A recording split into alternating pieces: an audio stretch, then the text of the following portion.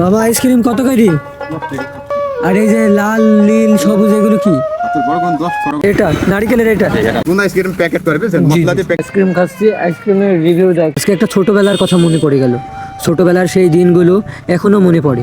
গরমের দুপুরে রোদে পুড়ে যাওয়া রাস্তা আর দূর থেকে ভেসে আসা এক পরিচিত ডাক, বরফ আইসক্রিম বরফ।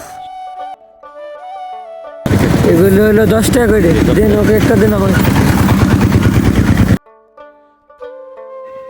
আমরা তখন পকেটে টাকা না থাকলেও দৌড়ে যেতাম, কারণ টাকা না থাকলেও একটা উপায় ছিল, ভুট্টা। বাড়ির উঠোনে শুকনো ভুট্টা থেকে লুকিয়ে কিছু নিয়ে আসতাম।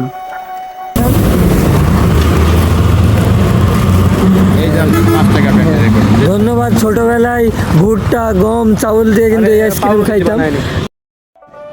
বাড়ির উঠোনে শুকনো ভুট্টা থেকে লুকিয়ে কিছু নিয়ে আসতাম, তারপর সেই আইসক্রিম ওয়ালার কাছে দিতাম। তিনি হাসি মুখে বলতেন, কতটা বরফ দেব? আমরা বলতাম, ভাইয়া একটু বেশিই দেন না। তারপর লাল নীল রঙের বরফ কুচি একটা ছোট্ট কাঠিতে গেঁথে দিতেন। মুখে দিতেই ঠান্ডা একটা সুখ ছড়িয়ে পড়তো সারা শরীরে। মনে হতো এইটুকুতেই যেন পৃথিবীর সবচেয়ে বড় আনন্দ। আহা, কত স্মৃতি। আইসক্রিম খাচ্ছি, আইসক্রিমের রিভিউ দেয় কেমন লাগছে আইসক্রিম। এই আইসক্রিম কিন্তু আমরা ছোটবেলায় চাউল, তারপরে ভুট্টা গম এগুলো বাসায় থেকে নক নক করে নিয়ে আসতাম এবং আইসক্রিম আল্লাহদেরকে দিতাম আর তারা আইসক্রিম দিত। এমন আছে 4-5টা ভুট্টা দিতাম, একটা আইসক্রিম দিত।